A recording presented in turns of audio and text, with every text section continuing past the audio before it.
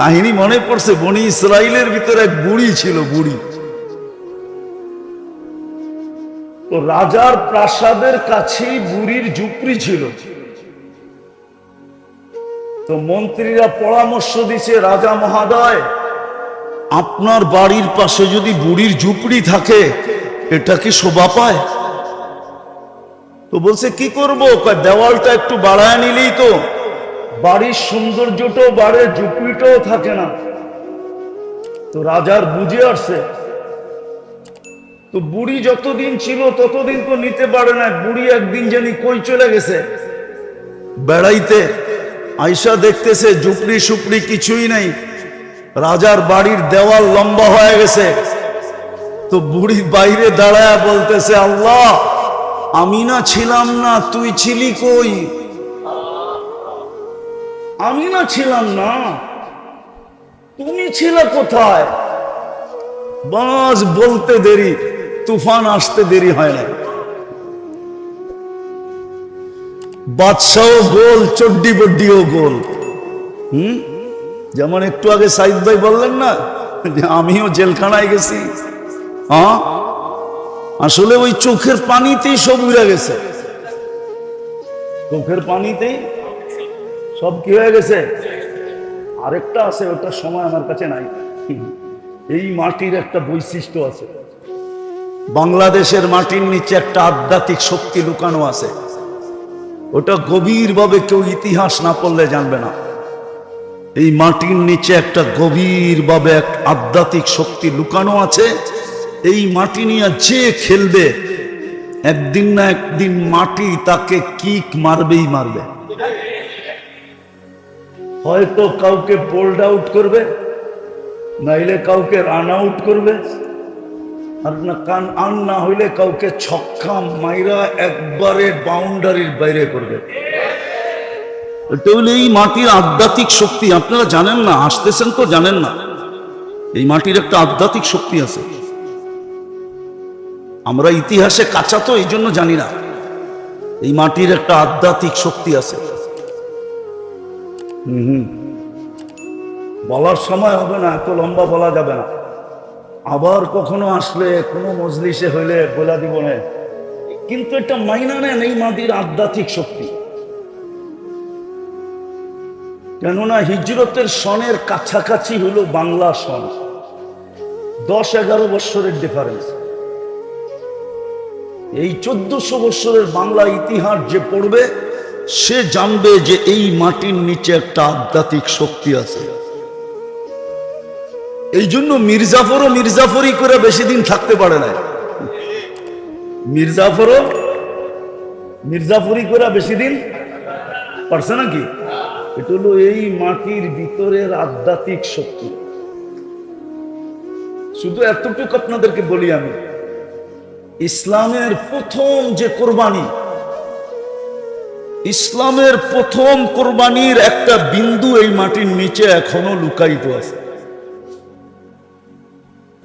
আল্লাহর রসুল হিজরত করেন নাই, 4 সাহাবী বাংলাদেশে চলে আসছিলেন। আবু ওয়াক্কাস, ওহাব ইবনে মালিক, কাসিম ইবনে হুযাইফা, উরওয়া ইবনে সাসা, 2 জন এখান থেকে চীনে গেছেন। আবু ওয়াক্কাস, ওহাব ইবনে মালিক রাদিয়াল্লাহু তাআলা আনহুমা, 2 জনের কবর চীনে আছে। আর ইতিহাস বলে 2 জনের কবর এই মাটির নিচে আছে। এটা হলো ওই আধ্যাত্মিক শক্তি যেটা ইসলামের প্রথম কোরবানির বিন্দু এই বাংলার মাটির নিচে দাফন হয়েছে। এই জন্য এই মাটি নিয়ে কাউকে বেশি দিন মাটি খেলতে দেয় না। বেশি দিন খেলতে চাইলেই মাটি তাকে কিক মারে, মাটি তাকে, কেউ হয়তো বোঝে, কেউ হয়তো আমার কথা বুঝবে না, বেশিরভাগই বুঝবে না, হয়তো কেউ বুঝলে বুঝতে পারে। এই জন্যই দেখা যায় অল্প কয়েকদিন পরেই মাটি তাকে কিক মারা শুরু করে। কেননা এই মাটির নিচে একটা আধ্যাত্মিক শক্তি লুকানো আছে। তো যেটা বুঝাইতেছিলাম, মজলিস বেশি লাগে না। আজকে তো সারাদিন আমাদের চিন্তা দেহ নিয়া, আত্মা নিয়ে কোনো চিন্তা নাই। সমস্ত গবেষণাগার দেহ নিয়ে আত্মা নিয়ে কোনো গবেষণাগার নাই। সব ক্লিনিক দেহের, আত্মার কোনো ক্লিনিক নাই। সব ফার্মেসি দেহের, আত্মার কোনো ফার্মেসি নাই। সব মেডিকেল দেহের, আত্মার কোনো মেডিকেল নাই। অথচ মানুষের আত্মার রোগেই শুধু সে শরীরের রোগ হইলে সে একা আক্রান্ত হয়, কিন্তু আত্মার রোগী হইলে জাতিকে জাতি, পুরা গোষ্ঠী, পুরো মানব জাতি আক্রান্ত হয়। আজকে জুলুম মানুষের হিংসার কারণ, মানুষের কারণেই দুনিয়াতে আজকে জুলুম আর জুলুম, মানুষের আত্মার রোগের কারণে। আর হাদিসও আছে, একজনের আত্মার রোগের কারণে একটা জাতি মারা যাবে। শুধু একজনের আত্মার রোগ, কয়জনের? এক ফ্যামিলির আত্মার রোগ, পুরো জাতি ধূলিসাৎ হয়ে যাবে। আর আমরা চোখে এখন এটাই দেখতেছি, আমাদের আত্মার রোগ। ইসলাম এই জন্যই দরকার, আত্মার রোগকে নির্ণয় করা দরকার। আমরা আত্মা নিয়ে ভাবি না। আরে রোগ বইলা কি লাভ হবে যদি আপনার ভিতরে ভাবনাই না আসে? শুধু শুধু তো হাদিস বলে নাই, আত্মা নিয়ে ভাবতে গেলে লা তাফাক্কুরু সা খায়রুম মিন ইবাদাতি 60 ও 70 সানা। এই হাদিস আত্মার ভাবনার ব্যাপারেও, যে আত্মা নিয়ে ভাববে তাকে 60-70 বৎসরের ইবাদতের সওয়াব প্রত্যেক মুহূর্তে দেওয়া হবে। চাই নারী হোক, চাই পুরুষ হোক, চাই যুবক হোক, চাই বৃদ্ধ হোক, বাচ্চার থেকে তো কলম উঠানো। আজকে তো আমাদের ভিতরে আত্মা নিয়ে কোনো ভাবনাই নেই, চিন্তাই নেই। আমরা বিশ্বাস করতেই রাজি না যে আত্মার আবার রোগ হয় কোত্থেকে। না, রোগ তো আত্মারই হয়। বরং দেহের রোগ তো মানুষকে শুধু দুনিয়াতে না, দেহের বহুত রোগ আছে, যেই রোগ দ্বারা মানুষকে আল্লাহ উচ্চ থেকে উচ্চ মর্যাদায় আসীন করেন, উচ্চ থেকে উচ্চ মর্যাদা দান করেন। আপনি উঠান, ডায়রিয়া হয়ে মারা গেলে শাহাদাতের মত, কি মত? কি শাহাদাতের মত কি ছোট মত? হ্যাঁ, ডাকায় বাসা বোঝেন? শাহাদাতের মৌত মানে সে আজরাইলকে ঠেক দিছে, মরে নাই সে। কোরআন বলে সে মরে নাই। বলবেন আজিমপুরে তো দাফন করলাম, আপনি পোশাকটা দাফন করছেন, পোশাক, তাকে না। এটা দুনিয়ার পোশাক, এটা বর্তমান দেহটা কি? কেন জান্নাতের পোশাক এটা না। জান্নাতের পোশাক তো 120 ফিট লম্বা। কত কত? জাহান্নামীদের পোশাক এটা না। এক জাহান্নামীকে বসতে জায়গা লাগবে 470 কিলোমিটার। একটা দাঁত হবে 10 কিলোমিটার চওড়া। একটা রান হবে, ওই পাহাড় আমি 4 বার দেখছি, জাবালে বাইগা, ইয়ামানে আছে, ইয়ামানের শেষ মাথায়, সৌদির সাথে লাগোয়া। আল্লাহর রসুল বলছে জাবালে বাইগার সমান এক একটা জাহান্নামীর রান হবে। তো যে শাহাদাতের মৌত মরছে, ও তো কাপড়টা আপনাকে দিয়া গেছে, পোশাকটা, ও জান্নাতেরটা পয়ড়া চলে গেছে, ও তো মরেই নাই। আল্লাহই তো বলে মরে নাই, আমি কোত্থেকে বলবো? ও তো আজরাইলকে ফাঁকি দিছে। তো অনেক রোগ আছে যেটার দ্বারা, যেই রোগে আক্রান্ত হলে আখেরাতে দারাজাত বুলন্দ হয়। শুনামো একটু। অসুস্থ ব্যক্তি যখন আহ আহ বলে, তো হাদিসে কুদসিতে আছে আমিনুল মারিদি তাসবিহুন। অসুস্থ ব্যক্তি যখন আহ আহ বলে, তো সুবহানাল্লাহ পড়ার সওয়াব লেখা হতে থাকে। সিয়াহাতুহু তাহলিলুন, যখন অসহ্য হয়ে চিৎকার দেয়, তো লা ইলাহা ইল্লাল্লাহ পড়ার সওয়াব লেখা হতে থাকে। কোনটার ওয়েট কতটুকু বলার সময় নাই আমার কাছে।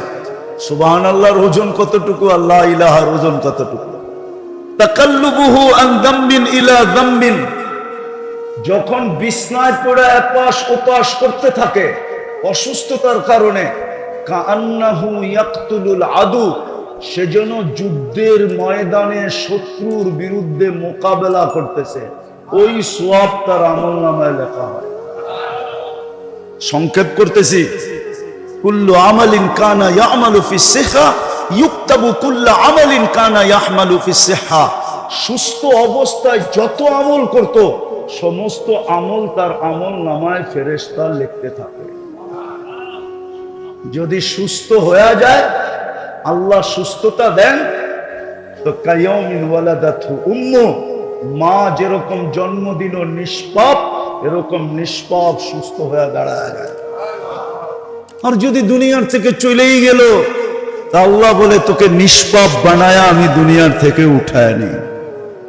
শারীরিক রোগ তো মানুষকে এতটুকু উপকার করে, কিন্তু আত্মার রোগ না। আত্মার রোগ মানুষকে ডুবায় দেয়। দুনিয়া তো ডুবায় দেয়, আখিরাত তো ডুবায় দেয়। দুনিয়ায়ও তার দ্বারা হাজারো মানুষ অতিষ্ঠ হয়, লক্ষ কোটি মানুষ অতিষ্ঠ হয়।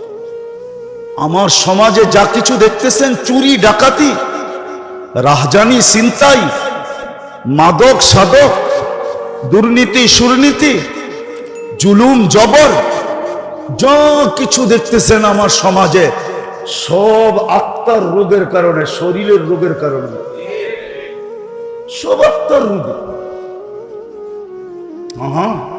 এই জন্যই তো আল্লাহর রাসূল বলছেন, একদিন আসবে হাওয়া ফিহি কাইদুল ইলমি, আমার উম্মত বিদ্বান হবে কিন্তু বিদ্যার আলোকে চলবে না, ও বিদ্যাকে স্বার্থ সিদ্ধির জন্য ব্যবহার করবে।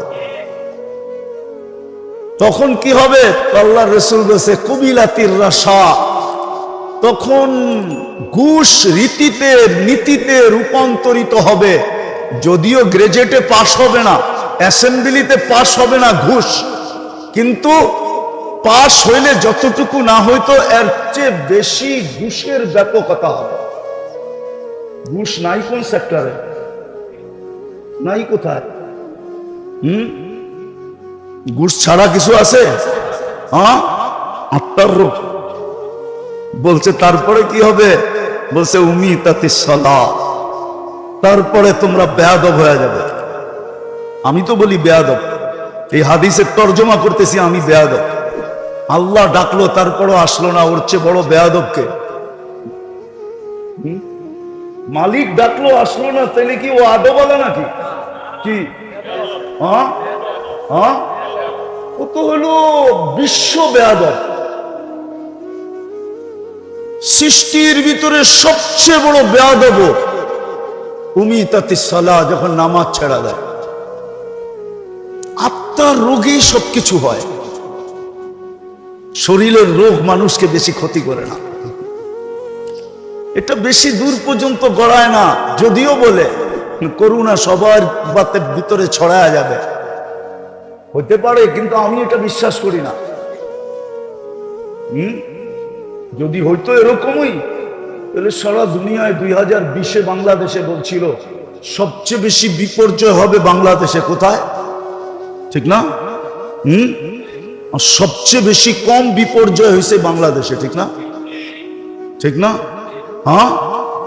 দুনিয়ার সার্ভে যে সবচেয়ে বেশি মাস্ক বিক্রি হয়েছে কম বাংলাদেশে।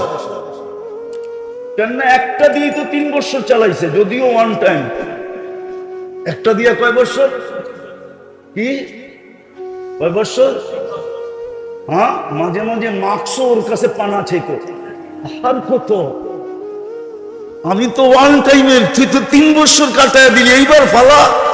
ও বলে আবার যদি ঘুরে আসে তাহলে আবার ব্যবহার করবো তোকে। এরকম বাঙালি, ঠিক না? 1 নম্বরে WHO তে বাংলাদেশের নাম। যান আপনি নেটে যে সার্চ দেন, করোনা প্রতিরোধ করার ভিতরে কোন দেশ 1 নম্বরে, প্রথম নামটা পাবেন বাংলাদেশ। আল্লাহ এই দেশে বিপর্যয় দেয় না, এটারও একটা কারণ আছে। আপনারা মানবেন কি মানবেন না জানি না, আমি দুনিয়া খুইলা কারণ বাহির করছি। আল্লাহ আমাকে দুনিয়া অনেক দেখাইছে, এত দুনিয়া দেখাইছে যে আমি আল্লাহর শুকরিয়া আদায় করে শেষ করতে পারবো না। আল্লাহ আমাকে এত দুনিয়া দেখাইছে, এত মাকামাত দেখাইছে, কোরআনে যত মাকামাত আছে আল্লাহ আমাকে দেখাইছে। যত নবীদের চিহ্নিত কবর আছে আল্লাহ আমাকে দেখাইছে। ১৬ লক্ষ সাহাবাদের ভিতর থেকে ২-১,০০০ বা ৪,০০০ বাদ হইতে পারে, বাকি সব আমাকে দেখাইছে। বড় বড় আল্লাহওয়ালাদের মাকাম দেখছি, আমি জায়গা দেখছি, আল্লাহ আমাকে দেখাইছে। দিদা আমি ঘুরা বলতেছি, বাংলাদেশ বিপর্যয় হয় না, কারণ আছে। কেননা বাংলাদেশের মতো ৪০,০০০ হেফজোখানা দুনিয়ার এত ছোট দেশে কোথাও নাই। আর হেফজোখানার নিয়ম হলো ওরা সকাল সুবে সাদেক হওয়ার ১ ঘন্টা আগে ওঠে, আর ওরা উঠাই সর্বপ্রথম লাশ সবুজের পরিধিটাকে আধ্যাত্মিক চাদর দিয়া ঢাইকা দেয়, আধ্যাত্মিক সুরক্ষার চাদর দিয়া এই লাল সবুজের পরিধিটাকে প্যাক করে দেয়। তারপরে ওরা আল্লাহর কালাম পড়তে বসে, যার কারণে এই দেশে কোনো বিপর্যয় হয় নাই। আর আমার বিশ্বাস যতদিন পর্যন্ত এই হেফজোখানাগুলা দাঁড়ায় থাকবে, টিকা থাকবে, চলমান থাকবে, এই জমিনে কোনোদিন বিপর্যয় হবে না। এই জমিনের মতো মসজিদ কোনো জমিনে নাই, এত ঘন ঘন, এত কদমে কদমে। এই জমিনের মতো এরকম দাড়ি টুপি দুনিয়ার কোথাও নাই। এই জমিনের মতো আলেম ওলামার দুনিয়ার কোথাও নাই। এই জমিনের মতো পর্দা নিশিন দুনিয়ার কোথাও, এই জমিনের মতো পাগল, আপনি গরিব বলতেছি আবার রাগ হয়ে যান না, 11:15 বাজতে চলছে, এরকম পাগল হয়ে বয়ে রয়েছে এরকম মানুষ দুনিয়ার কোনো দেশে নাই। এই জন্যই পাগল বললাম, রাগ হয়ে গেলেন? আল্লাহ আল্লাহর রসুলের পাগল এরকম দুনিয়ার কোনো দেশে নাই। আমি ঘুরা বলতেছি, ঘুরা 7 মহাদেশ আমার দেখা শেষ, আলহামদুলিল্লাহ। বছরে 2-4 বার আসে, এরকম অহংকার করে বলতেছি না যে আমি 2 বেলার খানা 2 মহাদেশে খাই, আবার কখনো 3 বেলাই 3 মহাদেশে খাই। সকালে নাস্তা 1 মহাদেশে, তো দুপুরে আরেক মহাদেশে, রাত্রে যায় দেখা যায় আরেক মহাদেশে। এই জন্য আমি আমার দেশ নিয়ে খুব গৌরব করি। এই জন্য আমি আমার দেশ খুব বলি, আমার দেশের মতো দেশ নাই দুনিয়াতে। মক্কা মদিনা ভিন্ন জিনিস, ওটা নিয়ে তুলনা চলে না। বাইতুল মুকাদ্দাস নিয়ে তুলনা চলে না, ওটাকে সাবজেক্টের ভিতরেই আনা যায় না। এছাড়া সারা দুনিয়ার চেয়ে আমার দেশের কোনো বিকল্প নাই। এই জন্য এই দেশটা বিপর্যয়ের থেকে বেঁচে আছে। যা কথা গুছায় নিয়ে আসেন, দেহ নিয়ে আর কত ভাববেন, আত্মা নিয়ে ভাবি, আত্মার রোগ নিয়ে ভাবি। আমি দুটাই বলবো, যে দুটার কারণেই আত্মার ভিতরে সবচেয়ে বেশি সমস্ত রোগের উৎস হলো আত্মার 2 রোগ থেকে। কয় রোগ থেকে? 2 রোগ থেকে সমস্ত রোগের উৎস। যেমন ডায়াবেটিস হইলে ডাক্তার বলে আর কোনো রোগের আপনার দরকার হবে না, যদি কন্ট্রোল না থাকলো তাহলে সব রোগ আপনার ভিতরে হবে, কারণ এটা উম্মুল আমরাজ, সমস্ত রোগের মা। মাদার, কি ইংলিশে জানি কি বলে, সমস্ত রোগের মা ইংলিশ কি? সমস্ত রোগের মা। ঠিক আধ্যাত্মিক সমস্ত রোগের মা হইল 2টা। বেটা, এই জন্য আল্লাহ রসুল বড় চিৎকার দিয়া বলছেন, আখাফু মা খাফু আলাইকুম, আমি ভয় পাইতেছি, কান খুলা শোনো, আমি ভয় পাইতেছি তোমাদেরকে নিয়ে। 2 বার বলছে আখাফু, আমি তোমাদেরকে নিয়ে ভয় পাইতেছি। বলছে কি ইয়া রাসূলুল্লাহ? বলছে তাউলুল আমাল, লম্বা লম্বা আশা। প্রথম নাম্বার কি? লম্বা লম্বা, লম্বা লম্বা। কার মনে নাই? বলছে ইয়া রাসূলুল্লাহ, লম্বা আশা হইলে কি হবে? তো বলছে তাউলুল আমাল ইউনসাল আখিরা, লম্বা আশা মানুষকে আখেরাত ভুলায় দেয়, আর যে আখেরাত ভুলা গেল সে যা খুশি তা করতে পারবে। তার দ্বারা সবকিছু হওয়া সম্ভব, চুরি হওয়া সম্ভব, ডাকাতি হওয়া সম্ভব, ছিনতাই হওয়া সম্ভব, ইয়াবাহা বেচা সম্ভব, ইয়াবাহা নেওয়া সম্ভব, জুলুম করা সম্ভব, ছিনানো সম্ভব, এভরিথিং সম্ভব যে আখেরাত ভুলে গেল। বলছে লম্বা আশা মানুষকে আখেরাত ভুলে দেয়, আর আখেরাত যার চোখের সামনে নাই সে সবকিছু করতে পারে। ঘুষ, সুদ, জুলুম, সুলুম, যত কিছু হইতে পারে, অপকর্ম যাকে বলে, সমস্ত অপকর্ম তার দ্বারা হওয়া সম্ভব যে আখেরাত ভুলে গেল। আজকে আমরা আখেরাত ভুলে গেছি। আখেরাত, আখেরাত যে ভুলা যায়, হায় হায় হায়, কসম খোদা, আখেরাত যার স্মরণ থাকে, কসম খোদার, ও তো পাও উঠাইতে পারে না। উঠাইতে গেলেও চিন্তা করে আখেরাত বনবে না বিগাড়বে, আখেরাত ঠিক হবে না বরবাদ হয়ে যাবে। ও তো পিঁপড়া পর্যন্ত মারতে পারে না, পিপিলিকা পর্যন্ত ওর হাতের আঙ্গুলের দ্বারা অহেতুক পদদলিত হইতে পারে না। কেননা পিঁপড়া আল্লাহর সৃষ্টি। কার সৃষ্টি? কার সৃষ্টি? কে সৃষ্টি করছে? মানুষ মারবে? এখন তো পিঁপড়া মারা কঠিন। কাউকে 5,000 টাকা দিয়া বলেন কুকুরটারে মার, ও হাসি দিয়া বলবে কুকুরটা কি করছে, ওরে মারবো। বলেন না একটা মানুষ মারতে, মেরা ফেলবো। কুকুর মারতে রাজি হবে না, ও মানুষ মারতে রাজি। নাইলে মুসলিম সমাজে মাদক, মুসলিম সমাজে মাদক, মুসলিম যুবক মাদকে আসক্ত, মুসলমান মাদক বেচে। ওলামা আমাকে বলো, এখানে যে ওলামা আছে এটা কি তাসাব্বুর করা যায়? কি তাসাব্বুরাতের ভিতরে পড়ে যে মুসলমান মাদক বেচবে? আরে মুসলমান বাদ দিলাম, উম্মতে মুহাম্মদী মাদক বেচবে। উম্মতে মুহাম্মদী আপনার গ্রেড কত আপনি তো জানেনই না। যেমন আল্লাহর উপরে কিচ্ছু নাই, আল্লাহই একক, ঠিক মুহাম্মদুর রাসূলুল্লাহর উপরে কেউ নাই। আছে নাকি? এরকম উম্মতে মুহাম্মদীর উপরে কেউ নাই। আছে নাকি? আল্লাহ যেরকম আহাদ উলুহিয়াতের ভিতরে, রিসালাতের ভিতরে মুহাম্মদুর রাসূলুল্লাহ আহাদ। উম্মতিয়াতের ভিতরে উম্মতে মুহাম্মদী ওয়া আহাদ। কি? কুল হুয়াল্লাহ, উলুহিয়াতের ভিতরে আল্লাহ কি? আহাদ। রিসালাতের ভিতরে মুহাম্মদুর রাসূলুল্লাহ আহাদ। উম্মতিয়াতের ভিতরে উম্মতে মুহাম্মদী আহাদ। না মানেন না? না রাত্রে ফেসবুকে বিরুদ্ধে লেখা শুরু করবেন?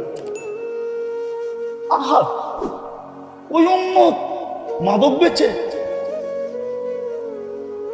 কি মাদক কি বাংলাদেশে মুসলমান বেচে না? ওই উম্মত মাদক বেচে। ওই উম্মত বাড়ি জমিন ছিনায়। হায় হায় হায়। সর্বপ্রথম রোগ হইল তাউলুল আমাল, যেটার ফলাফল দাঁড়ায় আখিরাত ভুলা যায়। দ্বিতীয় রোগ হইল ইত্তেবাউল হাওয়া, মন চাহি জীবন। আমি সব জায়গায় চলে আসছি। মন চাহি জীবন, রব চাহি না, মন চাহি জীবন। কোরআন হাদিসের আলোকে জীবন না, মন চাহি জীবন। ইত্তেবাউল হাওয়া বলছে মন চাহি জীবন কি হবে? আফারাইতাখাযা মান ইত্তাখাযা ইলাহাহু হাওয়া। মন চাহি জীবনে কি ক্ষতি হবে? আওয়াজ কমান। মন চাহি জীবনে কি ক্ষতি হবে? আল্লাহর রাসূল বলছে মন চাহি জীবন, হকের মাঝে তোমার মাঝে পর্দা পড়া যাবে, তুমি হক চিনবে না। বিদ্যা থাকবে কিন্তু তোমার ভিতর থেকে ওই পার্স বিনষ্ট হয়ে যাবে। যেই পার্স থাকলে হক চিনে, মানুক আর না মানুক চিনে, মানুক আর না মানুক, মানুক আর না মানুক চিনে। আমার মনে আছে কোনো এক সময়, ভাই ছোলো করো ছোলো, আমার মনে আছে আমি একবার বয়ান করতেছিলাম জজদের ভিতরে। বাংলাদেশে 850 জজ আছে, রমজানে ওদের একটা ইফতার পার্টি হয়।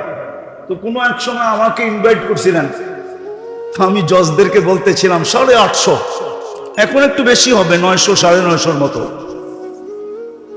ওই সময় যে মন্ত্রী ছিল ওনার নামও আমি জানি, উনি আমার পাশে বসা ছিল। তো বলতেছিল আসরের পরে ইফতার কাছাকাছি আমি বয়ান করতে গেলে হুজুরের বয়ান করা হবে না। তা আমি বয়ান করলাম না, আজকে হুজুরের বয়ানই শুনি। তা আমি বলতেছিলাম শোনেন, আমি জানি আপনারা যেখানে বসে আছেন আমার মতো দাড়ি টুপি নিতে পারবেন না, জুব্বা সুব্বা পাগড়ি সাগড়ি করতে পারবেন না, আমার বেশভূষা অবলম্বন করতে পারবেন না। কেন আপনারা যে চারটায় বসা আছে, বলছিল আসা আইয়ান ফানা ও নাত্তাখিদাহু আলাদা, আমাদেরকে উপকার করবে। কেননা তুই তো আজ পর্যন্ত একটা বাচ্চা আমার কোলে দিতে পারস না, তুই তো পুরুষই না। যাও, একটা আল্লাহ পাঠাইছে, চল, দুনিয়া তো জানে না এটা কার, আমাকে বইলেই ঘোষণা দিয়া দিমু। তো ফেরাউনের কোলে যখন দিতেছিল আর বলতেছিল আসা আইয়ান ফানা ও নাত্তাখিদাহু আলাদা, আমাদেরকে উপকার দিবে, আমরা সন্তান বানায় নিব। তো ফেরাউন জট করে বলে ফেলছে লাকি লাইসাদি, তোর হইলে হইতে পারে উপকার, আমার হবে না। আল্লাহর রাসূল বলছিল লাউ আকাররা লাহাদাহুল্লাহ, যদি ও ওই মুহূর্তে ইকরার করতো, স্বীকারোক্তি দিত, আল্লাহ ওকেও হেদায়েত দিত। আমি বললাম হককে হক বলে স্বীকার করা, তো বলতেছে হুজুর এটা তো সহজ। হক দ্বিতীয় হইলো হককে কখনো ক্রিটিসাইজ না করা। আমার সমাজে দেখেন টকশোতে, কয়েকদিন আগেই শুনতেছিলাম একজনের টকশোতে বলতেছে মাদ্রাসাগুলা বলে গরিব বানানোর কারখানা। কি এত আস্তে নাউজুবিল্লাহ বললেন? আপনারও দেখা যায় ওর দলের, ঠিক না? মাদ্রাসাগুলো হলো গরিব বানানোর কি কি কি আবার ও বলে সুশীল কি। তবে আমি আবার ওটার একটু সুশীল বলে না, আমি ওটারে আবার একটু মোটিফাই করছি। কেন আমরা ছোটবেলায় শুনছিলাম শীল কি, আমাদের দেশে একটা জাতি ছিল শীল কি, চিনেন শীল কি? কি যে চিনেন চিনেন, যে চিনেন না ওরে আর চিনার দরকার নেই। তো সুশীল, এটা সুশীল না, এটা হলো সুশীল, শিক্ষিত শীল। মাদ্রাসায় বলে গরিব বানানোর কারখানা। দেখেন না এক একজন হুজুর করে নিয়ে কিভাবে ব্যঙ্গ করে, অথচ নিজে বিরাট বিরাট শিক্ষিত। ওই যে মনচাহি জীবন, ইত্তেবাউল হাওয়া, মনচাহি জীবন মানুষকে, তার মাঝে আর হকের মাঝে পর্দা ঢেলা দেয়। শিক্ষা দীক্ষা সবকিছু থাকা সত্ত্বেও, যুক্তি তর্ক বোঝা সত্ত্বেও হককে মানে না। হক মানার ক্ষমতা তার ভিতর থেকে বিলুপ্ত হয়ে যায়। আর যার ভিতর থেকে হক মানার ক্ষমতা বিলুপ্ত হয়ে যায়, খোদার কসম ওকে দিয়া যা খুশি তা করানো যায়। ওকে দিয়া সূর্যের আলো তো করানো যায়, আবার রাতের অন্ধকারও করানো যায়। হ্যাঁ হ্যাঁ, সূর্যের আলো তো করানো যায়। আমি আপনাদেরকে আঙ্গুল দিয়ে দেখাইতেছি না, আপনাদের সামনে প্রস্ফুটিত। তাহলে মানুষ মানুষকে পাখির মতো গুলি করে মারে কি করে? ঠিক না? মানুষ মানুষকে গুলি করে মারে কি করে? মানুষ মানুষকে মারে, আবার স্বজাতিকে মারে, স্বদেশীকে মারে, আবার স্বভাষাভাষীকে মারে। ভাষা এক, দেশ এক, জাত এক, পাখির মতো গুলি করে মারে। বুঝা গেল হক ওর কাছে নাই, হক ওর কাছে নাই। কেননা ওর মন চাহি জীবন হয়ে গেছে। এই দুটা রোগের থেকে আমাদেরকে বাঁচা উচিত। দুটা রোগের থেকে যদি বাঁচতে পারলেন, একটা হলো লম্বা আশা, যেটা আল্লাহ রসুল ইঙ্গিত দিছে, ইদা আসবাহতা ফালা তানতাদিরিল মাসা, যেটা বাংলার জমিনে আল্লাহ সত্যায়িত করছে, 1 মিনিটের নাই ভরসা। যে লেখছে সে গাইছে স্টেজে, তার উপরে সত্যায়িত হয়েছে। ফিরোজ শাহী লেখছে গাইছে, আর গাজীপুরের স্টেজে এই গান গাইতে যে মারা গেছে। আল্লাহ বুঝেইছে তুমি আশা লম্বা করো না, আশা যত খাটো করা যায়। আসবাহতা ফালা তানতাদিরিল মাসা। হ্যাঁ, আপনাদের এলাকার নাম কি? ওয়ার্ডের নাম কি? হাজারিবাগ থানা, হাজারিবাগ, ঠিক না? হাজারিবাগের মানুষ আজকে সূর্যটা বলতে বলতে ডুবছে। লান আউদ ফি হায়াতিকা আবাদা, হতে পারে কাল সকালে তোমরা আমাকে কেউ উঠতে দেখবে না। আল্লাহ পারে।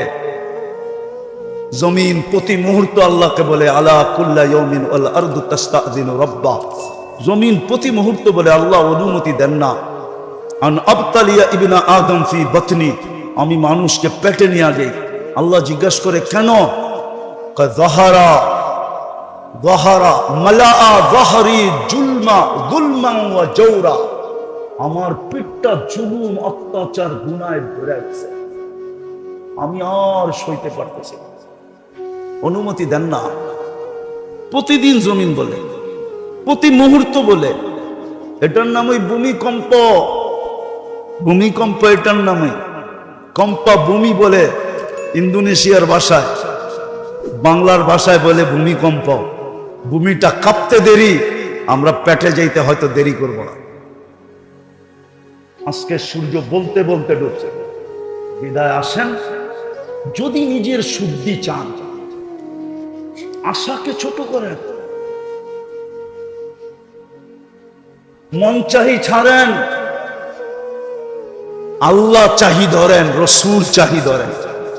আল্লাহ কি চায়, রসুল কি চায়, কোন মুহূর্ত আপনার কাছে কি চায়, বলবেন এটা শিখবো কোথায়? ওটার জন্য বাংলাদেশের মতো সহজ পরিবেশ দুনিয়ার কোনো দেশে নাই। আমার বয়ানে আছে, শুনতে পারবেন।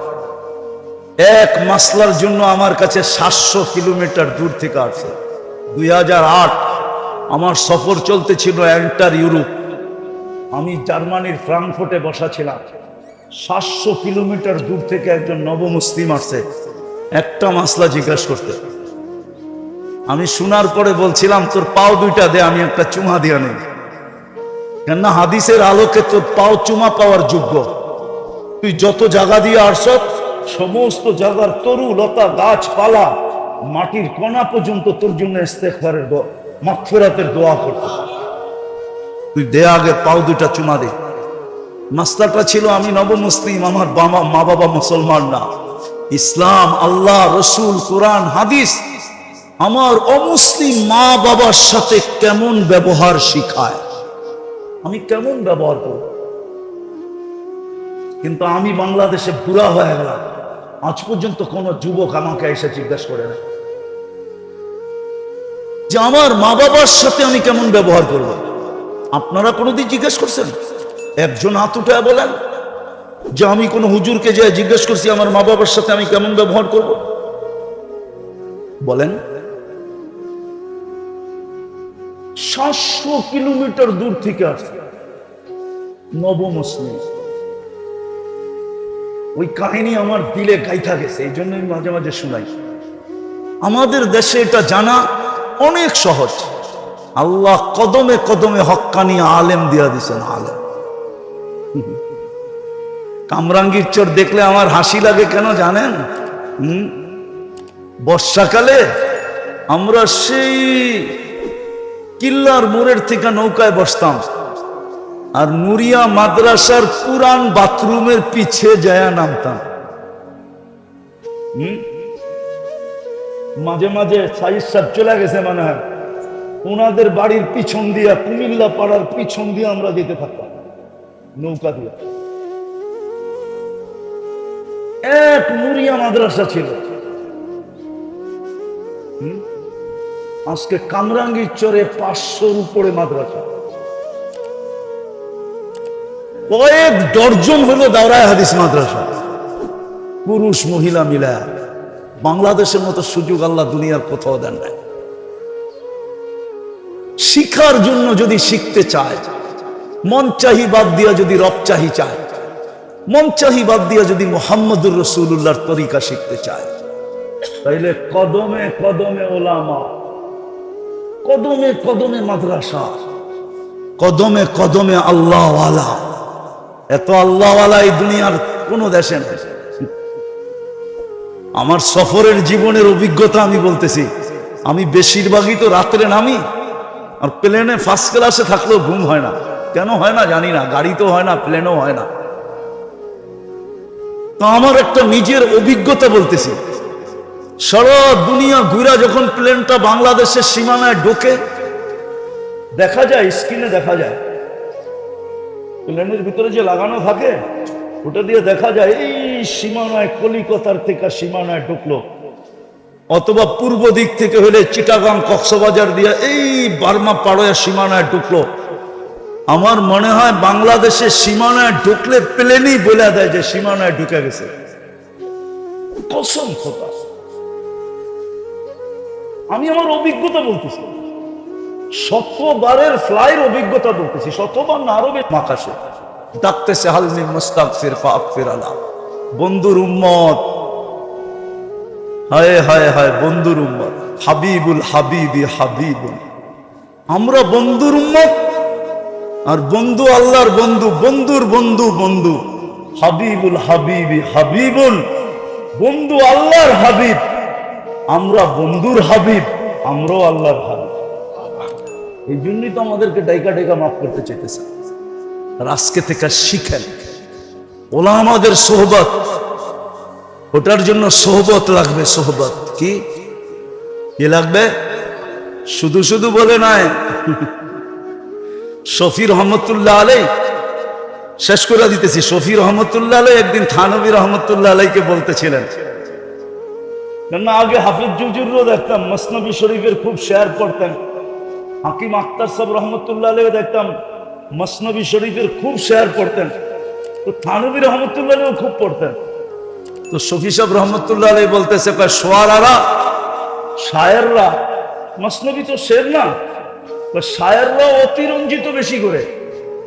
তো বলছে, থানবী রহমতুল্লাহ আলাই জিজ্ঞাসা করছে, কি অতিরঞ্জিত? বা একদম সোহবতে বা আউলিয়া, সামান্য সময় আল্লাহ ওয়ালাদের হক্কানি আলেমদের সোহবত, বেহতের আস সদ সালে তাআত বেরিয়া, রিয়াহীন 100 বছর ইবাদতের চেয়ে উত্তম। বলছে এটা কি অতিরঞ্জিত না? থানবী রহমতুল্লাহ আলাইহি বলে 100 না লেখছে, 1 লাখ লেখলেও তো অতিরঞ্জিত হবে না। কেননা হইতে পারে যেই মুহূর্ত আল্লাহ ওয়ালাদের হক্কানি আলেমদের সোহবতে ছিল, ওই সময়টা কবুলিয়াতের ছিল, আর ওই সময় সে আল্লাহর কাছে কবুল হয়ে গেছে, তাইলে তো সারা জীবনের জান্নাত ওই মুহূর্তে বনে গেছে। তো লক্ষ কোটি বছর বললেই অসুবিধা কি? শফি সাহেব রহমতুল্লাহ আলাইহি বলতেছিলেন, মুফতি আজম শফি রহমতুল্লাহ আলাইহি, এবার হাটহাজারী শফি সাহেব হুজুর মনে করেন না, ওনার নাম আহমদ শফি, আর উনি হলেন মুফতি শফি। হ্যাঁ, উনি বললেন যে এখন আমার বুঝে আসছে, আপনার সোহবতে না আসলে আমার এটাও বুঝে আসতো না। ঠিক আল্লাহ ওয়ালাদের সোহবত লাগবে। জাতিকে তো এটাই বুঝাইতে পারলাম না যে ওলামাদের সোহবত কত জরুরি, আল্লাহ ওয়ালাদের সোহবত কত জরুরি, এটাই তো আমরা বুঝাইতে পারলাম না। বিদায় হজের দিন কয়জন সাহাবী ছিলেন? 1.25 লক্ষ, ঠিক না? সত্য তো? আচ্ছা, ওইখানে কোন কোম্পানির লাউড স্পিকার ছিল? ওলামা বলুক যে কোন সাহাবী আল্লাহ রসুলের কথা শোনেন নাই, একটা প্রমাণ দেখ যে কোন সাহাবী আল্লাহ রসুলের কথা শোনেন নাই। তো ১.৫ লক্ষ মানুষ শুনলেন কি করে? বোঝা গেল মনোযোগ ছিল। আর এটা হইল লিপ টাচ। লিপ টাচ বোঝেন? ঠোঁট লাগায়া বলতে হবে, ঠোঁট লাগায়া। এটা বানানো হয়েছে গানের জন্য, ওয়াজের জন্য না।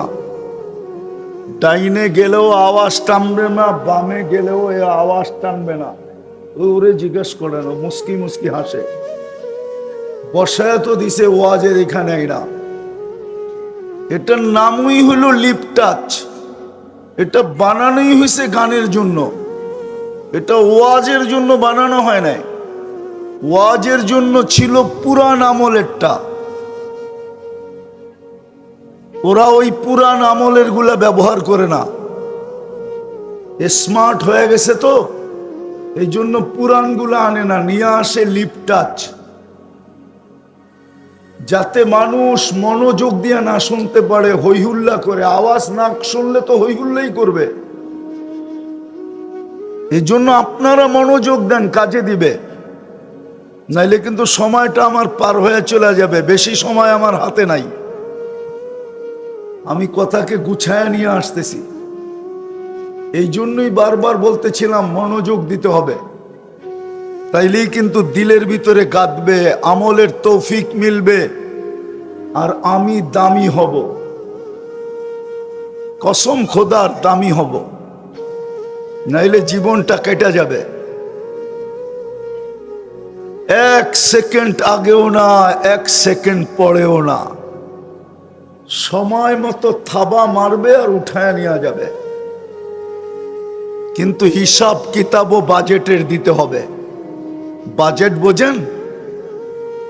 গ্রাম্য ভাষায় বলি, সারাদিন নুন কার খান? কার? আরে জোরে বলেন না। আল্লাহ বললে গুনাহ হবে না। যতবার আল্লাহ বলবেন 40 নেকি মিলবে। আর আল্লাহ বলা 40 নেকি আর অন্য 40 নেকি সংখ্যায় সমান। সংখ্যায়, কিন্তু গাঠিতে সমান না। গাঠি বোঝেন? বান্ডেল বোঝেন? পোজা বা বোঝা বোঝেন? সমান। তুলা 1 মণ আর লোহা 1 মণ ওজনে সমান? সমান, কিন্তু গাঠি কাঠটা বড়। কত বড়? আল্লাহ বলা 40 নেকির গাঠি এরকম অবর্ণনীয় বড়। নামটা কার? রাখছে কে? আপনি যদি আপনারটা 16 আনা বোঝেন, তো আল্লাহ কি বোঝে না? আল্লাহর নামের ওজন, আল্লাহর নামের ওজন আর সংখ্যা সমান হতে পারে, কিন্তু গাঠি অনেক বড়। বললে আবার কালিয়াকুরের ওলামারা মানে কি মানে না বলা দিমু? মানুক আর না মানুক বলা দিই, ঠিক না? হইতে পারে আল্লাহর নামের 40 নেকি মিজানের পাল্লায় দিলে পাল্লা ছিঁড়া যাইতে পারে, বাটকারা উঠাইতে পারবে না। কেন? নামটা কার? এর চেয়ে ওজন আর কি হবে? তো আল্লাহ বললে গুনাহ হবে না। সারাদিন খাই কাটটা, এটা কি বাজেট না? যদি একটা উদাহরণ দেই, বলেন জিহ্বা আমাদেরকে 7 চেক করে দেয়, ঠিক না? সত্য তো? যদি মেশিন দিয়ে 7 চেক করতে হইতো, তাইলে না আপনি 3 বেলা জানতেন 7 চেক করতে কয় টাকা লাগে, ঠিক না?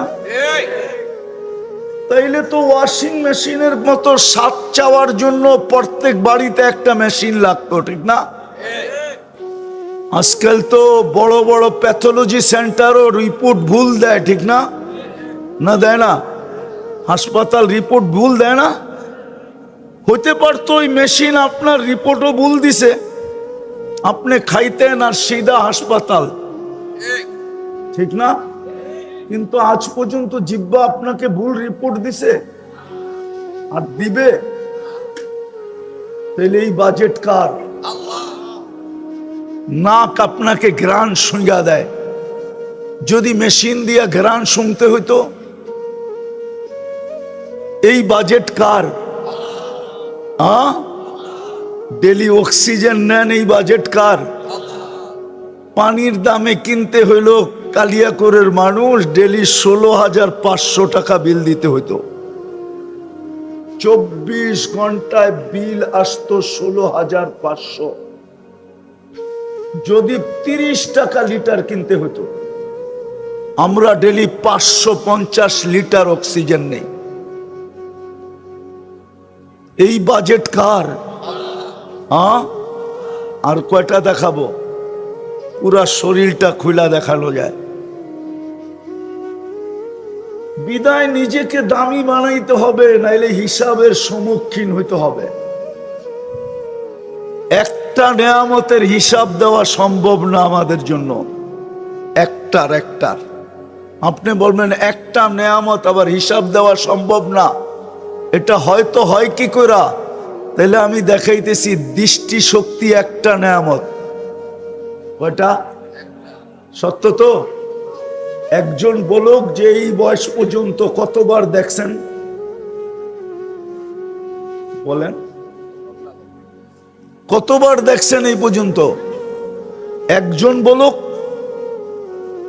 কতবার দেখছি, কত জিনিস দেখছি। আপনি জানেন কয় ক্যামেরা দিয়ে আপনি দেখেন? 26 কোটি ক্যামেরা দিয়া দেখি। 13, 26। এই চোখে 13, এই চোখে 13 কোটি, দুই চোখে 26 কোটি ক্যামেরা দিয়া দেখি। যখন দেখি তো 26 কোটি ক্যামেরা একসাথে ফ্ল্যাশ হয়। ফ্ল্যাশ বোঝেন কি? যুবকরা ছবি তুললে দেখেন না আলো জ্বলে, ঠিক একসাথে 26 কোটি ক্যামেরা ফ্ল্যাশ হয়। মিলায়া দিতে পারবেন কতবার দেখলেন? ঠিকই দেখলেন।